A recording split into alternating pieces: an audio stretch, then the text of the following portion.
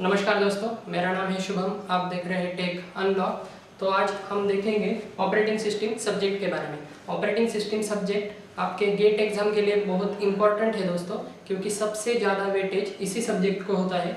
और आप UGC net के भी एग्जाम दे रहे हैं तो उसके लिए भी ये सब्जेक्ट बहुत इंपॉर्टेंट है। आप ये कोर्स कंप्लीट कीजिए और मैं गारंटी देता हूँ कि आपको आउट ऑफ मार्क्स या अच्छे से अच्छे मार्क्स जरूर मिलेंगे। तो चलिए आज का वीडियो शुरू करते हैं। आज हम देखेंगे ऑपरेटिंग सिस्टम का सिलेबस। ये सिलेबस आपको कहीं पर भी ऑनलाइन मिल जाएगा या फिर आपकी जो भी टेक्स्ट बुक्स वगैरह होगी उसमें भी आपको मिल जाएगा इजीली।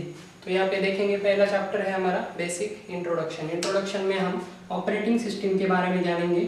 ऑपरेटिंग सिस्टम कैसे काम करती है, क्या क्या कंपोनेंट होते हैं, या बेसिक जो भी है ऑपरेटिंग सिस्टम के बारे में जानेंगे। उसके बाद टाइप्स ऑफ ऑपरेटिंग सिस्टम देखेंगे हम, डिफरेंट टाइप्स के ऑपरेटिंग सिस्टम। उसके बाद हम प्रोसेस के बारे में जानेंगे, प्रोसेस क्या होती है। प्रोसेस कंट्रोल ब्लॉक देखेंगे। उसके बाद प्रोसेस का स्टेट्स देखेंगे। प्रोसेस में कौन सी स्टेट्स होती है जिसके जरिए प्रोसेस एग्जीक्यूट होती है, मतलब कौन से फेज में से प्रोसेस पास होती है, वो भी हम देखेंगे। उसके बाद प्रोसेस शेड्यूलिंग। प्रोसेस शेड्यूलिंग में आपको शेड्यूलिंग एल्गोरिदम देखेंगे हम। शेड्यूलिंग एल्गोरिदम होते हैं फर्स्ट कम फर्स्ट सर्व एक एल्गोरिदम होता है। उसके बाद एल्गोरिदम होता है शॉर्टेज जॉब फर्स्ट। इसमें मोड होते हैं दो mode, pre-emptive and non pre-emptive, वो भी हम देखेंगे। उसके बाद होता है राउंड रॉबिन होता है, प्रायोरिटी शेड्यूलिंग होता है। ठीक है, बहुत सारे एल्गोरिदम होते हैं। हम वन बाय वन एग्जांपल के थ्रू बहुत ही आसानी से और इजी मेथड के जरिए देखेंगे। और मैं आपको गारंटी देता हूँ कि यह एल्गोरिदम आपको एक या दो एग्जाम्पल देखने के बाद सिंपली आ जाएगी। उसके बाद हम देखेंगे प्रोसेस सिंक्रोनाइजेशन। सिंक्रोनाइजेशन मतलब इंटर प्रोसेस कम्युनिकेशन कैसे होता है, दो प्रोसेस में सिंक्रोनाइजेशन कैसे मेंटेन किया जाता है। उसमें बहुत सारे प्रॉब्लम होते हैं, रेस कंडीशन ऑकर होती है कैसे, ये सब देखेंगे हम। उसमें सेमाफोर का कंसेप्ट आता है, हम सेमाफोर भी देखेंगे। सेमाफोर के बाद प्रॉब्लम से बहुत सारे रीडर राइटर प्रॉब्लम है, बाउंडेड बफर प्रॉब्लम है, एक डेडलॉक का डायनेमिक फिलोसोफर का भी प्रॉब्लम है, वो भी हम देखेंगे। ठीक है, उसके बाद हम देखेंगे डेडलॉक। डेडलॉक क्या होता है, उसके लिए नेसेसरी कंडीशन कौन से हैं। नेसेसरी कंडीशन 4 होते हैं, जैसे पहला होता है म्यूचुअल एक्सक्लूजन, दूसरा होता है होल्ड एंड वेट, तीसरा होता है नो प्रीएम्पशन और चौथा होता है सर्कुलर वेट। ठीक है, तो ये प्रॉब्लम हम डायग्रामेटिकली देखेंगे। उसके बाद डेडलॉक कैसे प्रिवेंट किया जाता है, उसके प्रिवेंशन मेथड देखेंगे। उसके बाद डेडलॉक कैसे अवॉइड किया जाता है, उसके अवॉइडेंस के मेथड भी देखेंगे। इसमें क्या आता है, बैंकर्स एल्गोरिदम आता है आपका, बैंकर्स एल्गोरिदम। ये बैंकर्स एल्गोरिदम के जरिए हम सिंपली एग्जांपल के जरिए डेडलॉक कैसे हम अवॉइड कर सकते हैं वो देखेंगे। एल्गोरिदम के बाद यहाँ पे रिसोर्स एलोकेशन ग्राफ भी आता है, रिसोर्स एलोकेशन ग्राफ। इस ग्राफ के जरिए भी हम देखेंगे, ये एक अलग पॉइंट है, इसके जरिए भी हम देखेंगे। ठीक है, नेक्स्ट चैप्टर है आपका threads and system calls. Generally threads क्या होते हैं, थ्रेड में दो टाइप्स होते हैं generally, user thread and kernel thread, वो हम देखेंगे। सिस्टम कॉल्स क्या होते हैं ऑपरेटिंग सिस्टम में, उसके बारे में भी जानकारी पाएंगे। ठीक है, उसके बाद है हमारी मेमोरी मैनेजमेंट। इस चैप्टर में या ये बहुत ही इंपॉर्टेंट टॉपिक है, इसमें आपको देखने को मिलेगा वर्चुअल मेमोरी का टॉपिक। वर्चुअल मेमोरी क्या होती है, मेमोरी कैसे एलोकेट की जाती है, कॉन्टिन्यूअस मेमोरी एलोकेशन कैसे होता है।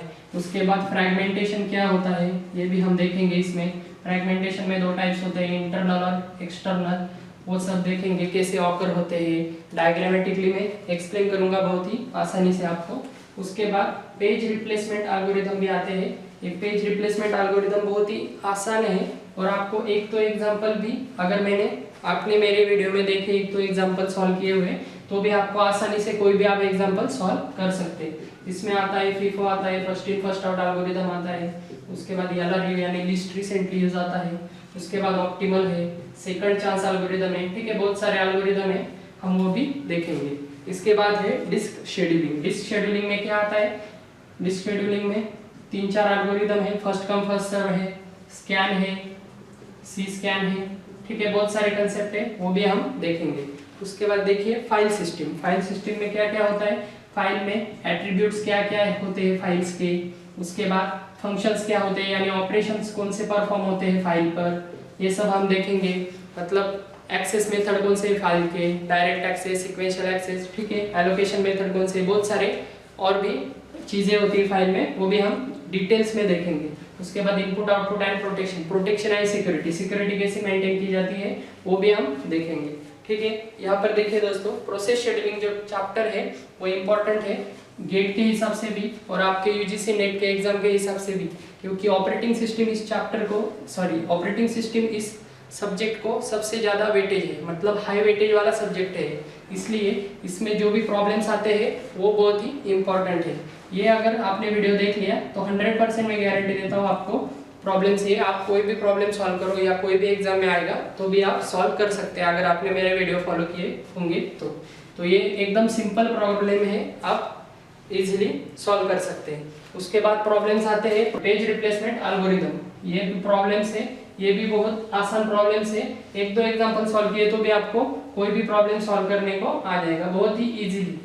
उसके बाद जो थोड़ा कॉम्प्लेक्स टॉपिक है वो है प्रोसेस सिंक्रोनाइजेशन, इसमें थोड़े प्रॉब्लम्स है, मतलब थोड़े थ्योरेटिकल कंसेप्ट है, इसलिए थोड़ा समझने के लिए थोड़ा कॉम्प्लेक्स है, लेकिन ये भी मैं आसान तरीके से आपको बता दूंगा।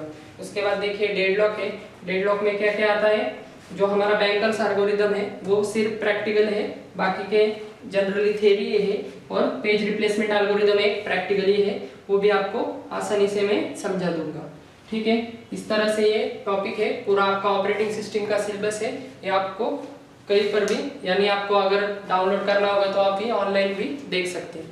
ठीक है, अगर आप पहली बार आए हैं हमारे चैनल पे तो चैनल को सब्सक्राइब कीजिए और बेल आइकन को क्लिक कीजिए ताकि जब भी कोई नया वीडियो में डालूं तो सबसे पहले आपको नोटिफिकेशन मिल जाए। ठीक है, थैंक यू दोस्तों।